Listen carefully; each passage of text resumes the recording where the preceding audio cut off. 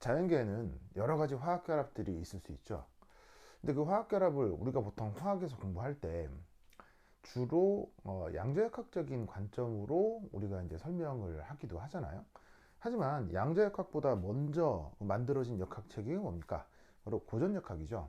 그래서 이 고전역학 쪽으로 이 화학 결합을 어떻게 바라보는지에 대한 생각을 가지고 있어야 됩니다. 그리고 그 토대가 있어야지만이 양자역학적인 그 화학 결합에 대한 해석도 더 깊게 할 수 있습니다.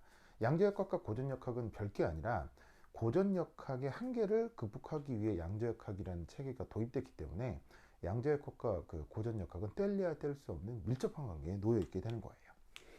그래서 우선은 화학에서 그 가장 중요한 것 중에 하나가 바로 이 공유결합이죠. 그래서 이 공유결합을 이 고전역학적으로 어떻게 설명하는지 좀 살펴보도록 하겠습니다. 자, 우선 공유결합에 앞서 수소 원자에 대한 어떤 그 고전역학적 표현을 좀 살펴보도록 하겠어요. 자, 당연히 원자니까 결합을 하고 있는 건 아닙니다. 그래서 원자 상태의 상호작용은 결코 공유결합은 아니지만 이 가장 간단한 모델링에서도 고전역학적으로 어떻게 표현하는지 좀 살펴보자 이런 얘기죠. 자, 수소 원자는 보시다시피 원자핵 하나에 전자 하나로 되어 있는 입자 두 개로 되어 있는 시스템입니다. 그럼 이때 원자핵은 정말로 순수한 플러스 입자, 전자는 순수한 마이너스 입자이기 때문에 이 둘은 뭐가 나타날 수 있겠습니까? 아주 순수한 쿨롱 인력이 나타나겠죠. 그러면 이 인력에 의한 에너지 혹은 청력에 의한 에너지, 그런 걸 뭐라고 했습니까? 바로 위치 에너지라고 했죠. 그래서 인력 혹은 청력에 의한 상호작용력에 의한 에너지를 위치 에너지라고 했어요. 지금 플러스 입자하고 마이너스 입자는 핵과 전자는 인력이 있기 때문에, 정전기적 인력이 있기 때문에 그것에 의한 에너지, 위치 에너지 표현이 어떻게 되는지 한번 살펴보자 이런 얘기죠. 그러면 이 쿨롱 에너지는 그 위치 에너지를 뭐로 표현할 수 있습니까? 바로 쿨롱 상호작용 에너지로 표현을 할 수가 있겠죠. 자, 그 관점은 뭡니까? 우선 이 앞에 이런 상수 덩어리가 붙죠. 그래서 4는 4고 파이는 뭐 3.149, 입실론 제로는 뭐 진공의 유전율이라고 하는데, 여기 이제 어차피 다 상수여서 뭉탱이로 다 묶으면 얘도 상수입니다. 대략 값이 9 곱하기 10의 9승, 전체가 뭐 그런데 원래 그 고전 전자기억적으로는 뭐 이런 식으로 4파 입실론 제로로 상수를 나누어 표현하기도 합니다. 뭐 어쨌건 상수 뭉치에, 자, R은 뭐냐면 두 입자 사이의 거리죠. 그리고 E 플러스 E 마이너스는 두 전하량의 곱. 요걸로 핵과 전자로 되어 있는 수소 원자의 위치 에너지를 표현할 수 있습니다. 자, 그럼 이제 요 개념을 좀 확장해서 드디어 이제 수소가 H2 분자를 이루었다고 하고, 거기서 나타나는 그 모델링과 위치 에너지 표현을 좀 살펴보도록 하죠. 자, 그러면 수소 원자는 핵 하나의 전자가 하나니까 수소 분자는 당연히 핵 두 개에 전자 두 개가 있겠군요. 그래서 원자와는 달리 수소 분자라고 하면 이때 이 녀석은 입자가 몇 개? 4개로 구성된 시스템이 되는 겁니다. 자, 그러면 입자 4개로 구성되어 있기 때문에 그 입자 4개로 보일 수 있는 총 상호작용이 몇 가지가 있는지 한번 살펴보죠. 바로 사 콤비네이션이 입자 4개를 2개씩 묶는 방법이죠. 계산을 하면 총 6가지 상호작용이 나타날 수 있습니다. 그걸 지금 여기에 있는 모델링으로 표현을 한 건데, 보시다시피 핵 2개, 전자 2개. 그런데 보시다시피 이 핵 2개와 전자 2개를 연결 지을 수 있는 화살표 개수가 지금 몇 개입니까? 뭐 그냥 눈으로 세면 되죠. 하나, 둘, 셋, 넷, 다섯, 여섯. 그건 이제 통계적으로 이렇게 구할 수도 있는 거죠. 그럼 이때 여기서도 딱 보시면 알 수 있는 게, 화살표가 파란 게 있고 녹색이 있죠. 자, 어떤 구분으로 한 건지 느낌 오십니까? 네, 바로 파란색으로 그린 건 지금 두 입자 사이의 청력을 제가 파란색 화살표로 표현한 거고요. 그 다음에 여기 녹색으로 표시한 건 두 입자 간 인력을 지금 녹색 화살표로 표시한 겁니다. 보시다시피 전자하고 전자 같은 전하를 가지고 있기 때문에 청력을 보일 거고요. 핵 같은 플러스 전하를 갖고 있기 때문에 이 둘 사이도 청력이 나타나겠죠.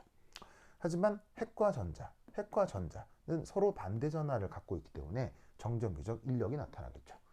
그런 관점으로 보면 청력은 총 2가지, 인력은 총 4가지 해서 전체 6가지 상호작용이 나타납니다. 그러면 요들 사이에 그 위치 에너지 혹은 뭐 인력 청력을 표현하기 위해서는 바로 거리가 정의가 돼야 되죠. 왜냐하면 상호작용력이나 위치 에너지는 모두 다 거리에 대한 함수이기 때문에 입자들 사이의 거리를 어쨌건 표현을 해줘야 됩니다. 그래서 뭐 핵 하나를 A핵, 핵 또 하나를 B핵이라고 하면 둘 사이의 거리는 RAB. 전자가 2개니까 전자 첫 번째 걸 1번, 두 번째 걸 2번이라고 한다면 이런 식으로 뭐 여기서 여기까지는 RA1, 여기서부터 여기까지는 RA2, 뭐 전자끼리는 R12, 핵끼리는 RAB. 이런 식으로 이렇게 거리를 정해본 것입니다. 아시겠죠? 자, 그럼 이때 여기서 나타날 수 있는 위치 에너지 표현 어떻게 됐는지 이해할 수 있겠습니까? 자, 앞서 인력 청력에 의한 위치 에너지를 어떻게 표현한다고요? 거리분의 전하량의 곱, 뭐 상수가 있고. 자, 그렇다면 여기서 이 6가지 상호작용에 의한 위치 에너지를 이런 식으로 표현할 수 있는 거 아시겠어요? 보시다시피 4파이 입실론 제로, 4파이 입실론 제로는 상수고요. 여기 전자 전하량의 제곱이 앞으로 나와 있는데 전자의 전하량이건 핵의 전하량이건 그 크기는 2로 표현이 되죠. 그래서 핵의 전하량끼리 곱해지건 전자끼리 전하량이 곱해지건 핵과 전자끼리 전하량이 곱해지건 그 전하량의 곱의 크기는 이런 식으로 표현이 될 겁니다. 여기 보시다시피 앞에 마이너스 나와 있고 요 플러스 나와 있고 요것의 의미 아시겠어요? 플러스는 바로 같은 전하량끼리 곱해지는 청력에 의한 위치 에너지를 표현한 거고요. 그 다음에 여기에 있는 마이너스는 서로 다른 전하끼리 곱해지는 인력에 의한 위치 에너지 표현이 되는 겁니다. 그래서 보시다시피 거의 같은 상수의 부호만 달라지고요. 입자들 사이의 거리로 전체 위치 에너지를 표현할 수 있습니다. 아시겠죠? 그래서 지금 이 수소 분자라고 하는 것에서 나타날 수 있는 입자 간의 총 상호작용에 의한 위치 에너지를 이런 식으로 표현해 보았어요. 자, 고등역학적 분석을 여기서 한번 해보시면 수소 원자라고 하는 것에서의 위치 에너지는 이렇게 표현되고 이 수식은 뭐 그냥 크게 어렵지 않게 파악할 수 있죠. 그런데 이 수소 원자가 겨우 하나 더 더해져서 수소 분자를 이루게 되면 그것을 고전역학적으로 분석하는 데 있어서 그것의 어떤 수식이나 혹은 계산 방식이 엄청나게 복잡해지는 걸 확인할 수 있습니다. 수소 원자가 겨우 수소 분자만 되더라도 이런 식으로 수학적인 표현 혹은 노력이 엄청나게 많이 들어가는 걸 알 수 있죠. 그리고 실제로는 이렇게 표현만 할 수 있을 뿐이지 이 수식은 정확한 계산을 할 수가 없습니다. 뭐 인류가 뭐 달에도 가고 앞으로는 뭐 화성에도 가고 하는 최첨단 과학기술을 갖고 있지만 놀랍게도 이런 간단한 시스템에 대한 완벽한 수학적인 해법은 인간은 풀어낼 수가 없습니다. 참 희한하죠. 뭐 현실적인 이유라고 한다면 사실 수소 분자를 이룬다고 했을 때 여기에 있는 RAB는 실제로는 일정한 이 결합 거리로 나타날 거예요. 그러니까 예를 들어서 수소 분자가 있는데 그 수소 분자에서 원자핵과 원자핵 사이 거리가 그게 바로 결합 거리잖아요. 그건 우리가 보통 수소 분자라고 하는 것들이 우리 자연계에 있고 그 수소 분자에 대한 실험 데이터가 있기 때문에 핵과 핵 사이의 일정한 결합 길이가 얼마인지는 우리가 실험을 통해 알 수 있는 거예요. 그러니까 보통은 여기서부터 여기까지 거리는 이건 정해져 있는 상수라 한다 하더라도 여기 있는 첫 번째 전자하고 두 번째 전자가 어떻게 되느냐?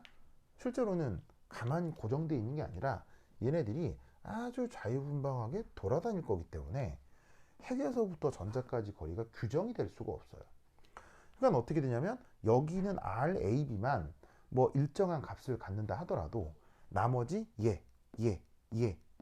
그리고 얘까지 실시간으로 계속 변하고 있는 상황이라서 고전역학적인 해석은 사실은 여기선 더 이상은 불가능합니다. 그래서 이러한 분자에 대한 고전역학적인 표현은 이런 식으로 표현할 수 있으나 더 이상 이 뭐냐면 정확한 계산은 불가능해요. 그럼 여기서 알 수 있는 것,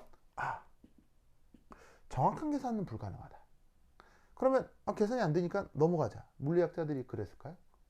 그건 아니라 바로 근사적 계산을 시도하는 거예요.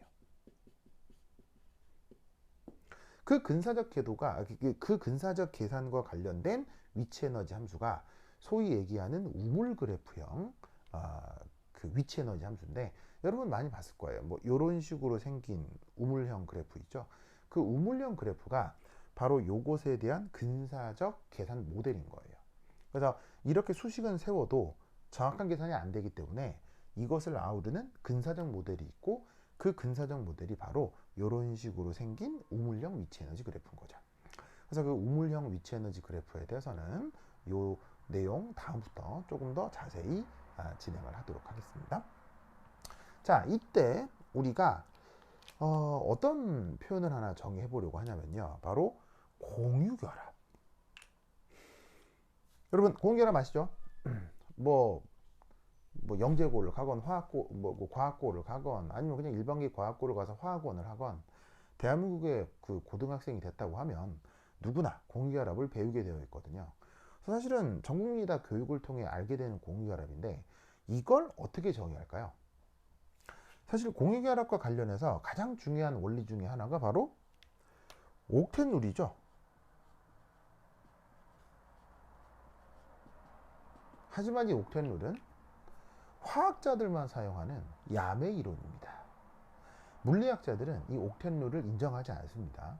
왜냐하면 숫자 8이 전 우주의 어떤 물질들의 원리를 설명하는 진리일 것이다 라고 물리학자들은 생각하지 않아요.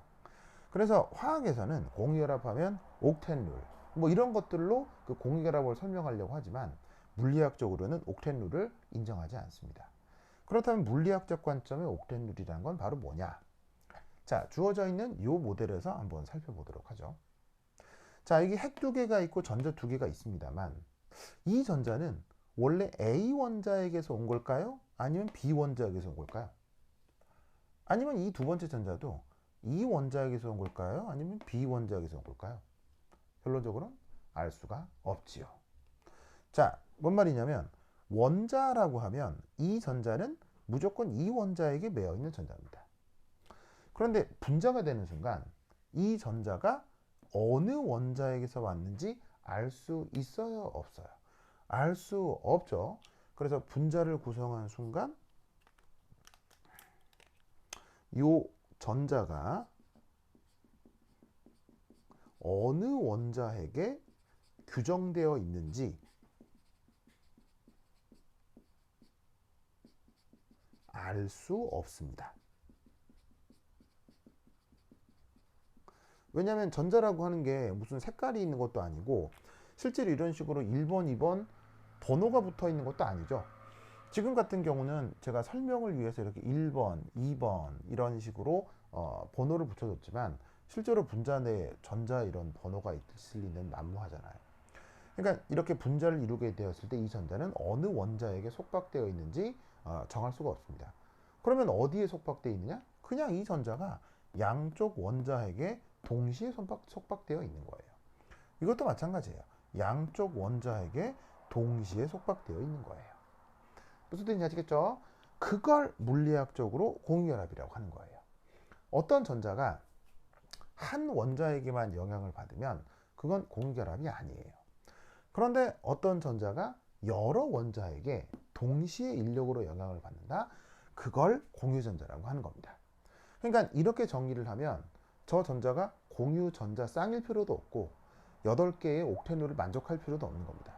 그러니까 공유결합을 이렇게 물리학적으로 정의하면 옥텟룰을 만족하지 않는 더 다양한 분자에 대해서 공유결합을 정의를 할 수가 있는 거죠.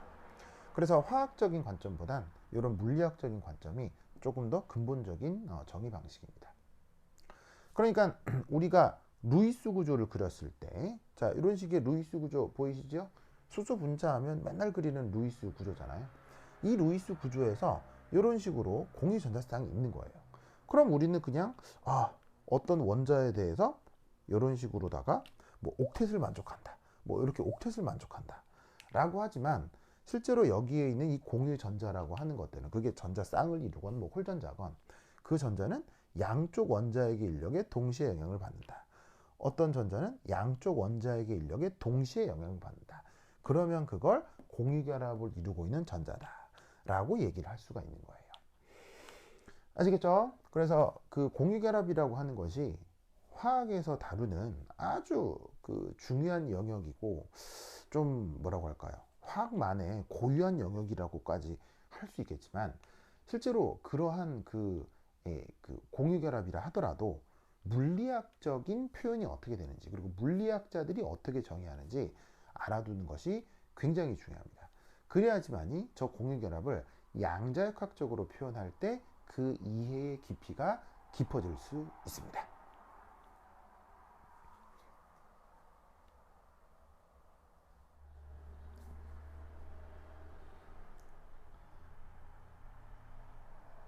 화학하면 또 빠질 수 없는 결합이 또 뭐가 있습니까? 바로 그 유명한 이온 결합이 있죠. 이 이온 결합도 이 고전역학적으로 어떻게 그 얘를 모델링 하는지를 한번 살펴보도록 하겠습니다.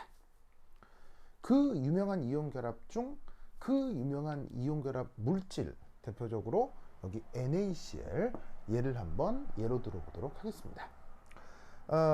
그 Na 플러스와 Cl 마이너스가 모여서 실제로는 거대한 고체 결정을 이루지만, 그거는 조금 이따가 얘기해 보도록 하고, 우선은 이 Na 플러스하고 Cl 마이너스로 이루어진 요 이온쌍에 대한 얘기부터 해보도록 하겠습니다. 자, 이온쌍이 뭐예요?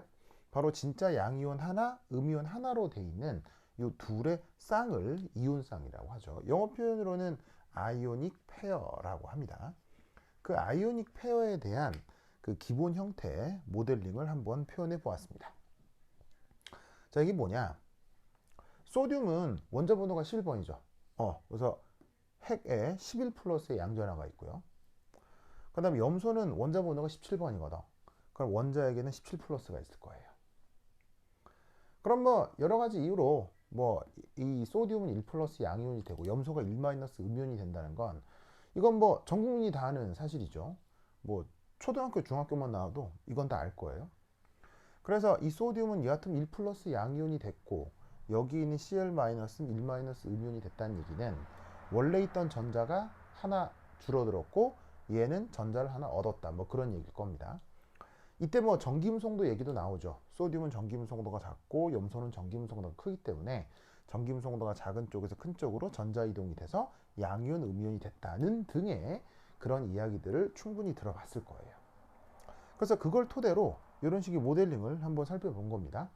이쪽이 바로 소듐 쪽이고요. 이쪽이 염소 쪽입니다. 11 플러스라서 원래 전자가 11개가 있어야 되는데 하나를 잃어서 전자가 10개가 있다고 표현한 거고요. 원자번호 17번이어서 전자가 원래 17개여야 되는데 전자 하나를 받아서 이 염소는 지금 전자를 18개 획득한 것으로 생각을 해볼 수 있다, 이런 말이죠. 그러면 이때도 그 알 수 있는 게 바로 핵과 핵 혹은 전자와 전자 사이에 뭐가 나타날 수 있죠? 여기서도 청력이 나타날 수 있고요.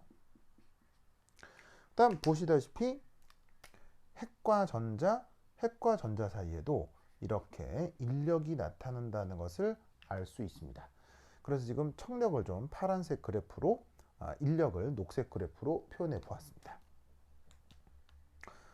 그런데 지금 여기에 인력, 청력, 그러니까 상호작용을 표시한 화살표가 하나, 둘, 셋, 넷, 다섯, 6개로 그려져 있는데 정말 6개일까요?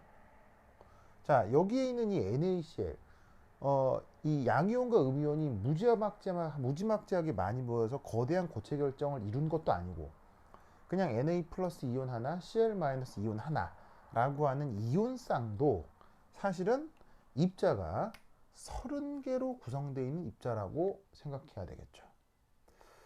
자, 무슨 말이냐면 핵이 몇 개 있어요? 2개, 전자가 총 몇 개 있어요? 28개 있으니까 전자 28개에 핵 2개로 되어 있는 30개 입자로 구성된 시스템이 지금 이 이온쌍이란 말이에요. 그래서 보시다시피 그냥 간단한 이온쌍이라고 하더라도 얘를 구성하고 있는 입자가 무지막지하게 많아요. 그럼 입자가 30개다 라고 하면 그 30개 입자 사이에 인력도 나타나고 청력도 나타나겠죠. 그럼 인력도 나타나고 청력도 나타나는 그 모든 경우의 수를 따져보면 어떻게 될까요? 입자 30개 중 2개씩 짝지어서 인력이나 청력을 부여한다 라고 하면 총 요 정도 개수의 상호작용이 나타난다는 얘기죠. 즉 지금은 화살표를 6개 그렸지만 실제로는 여기서 화살표가 435개의 화살표가 상호작용으로 그려질 수 있는 시스템이라는 얘기예요. 그럼 여기서 전자 10개 다 표현하고 18개 다 표현해서 화살표 435개 다 이렇게 표현하면 이 내용이 지금 간단해지겠어요? 정신이 하나도 없겠어요. 정신 하나도 없겠죠. 그리고 이런 시스템에 대해서 실제 인력과 청력을 위치 에너지로 표현한다. 가능하겠습니까? 불가능하겠습니까? 절대 불가능하죠. 그러니까 우리가 우리 세상에 존재하는 가장 흔한 물질인 NaCl에 대해서도 물리학적인 모델링을 잡을 때 우리가 고전적으로 알고 있던 인력이나 청력을 고지고대로 적용했다간 계산이 더 이상 불가능한 상황에 도달하게 되는 거예요. 그래서 물리학자들이 이건 안 되겠다. 이렇게 가서는 안 되겠다. 라고 해서 물리학자들이 만든 개념이 바로 이온이에요.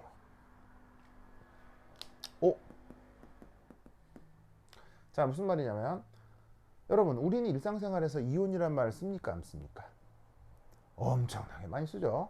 뭐 신문 광고, 뭐 TV 이런 데서도 이온이라는 말이 나올 정도로 우리 일상생활에서 이온은 엄청나게 많이 등장하는 표현입니다. 그래서 우리가 일상생활에서 아주 이온이라는 말을 많이 사용하고 있기 때문에 이 이온이라고 하는 게 실제 존재하는 물질이라고 착각하거든요. 이온은 실제 존재하는 물질이 아닙니다. 이온은 바로 실제 존재하는 어떤 물질을 표현하기 위한 인간의 생각이거나 개념인 거예요. 실제 존재하는 이 물질을 우리의 가장 기본적인 모델로 바꾼 건 이거예요. 근데 이것마저도 계산이 불가능하기 때문에 이것을 어떻게?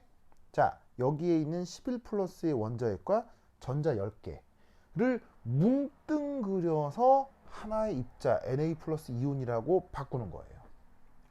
그 다음에 여기에 있는 전자 18개가 원자핵 하나, 총 19개의 입자를 뭉뚱그려서 하나의 입자로 바꾼 거예요.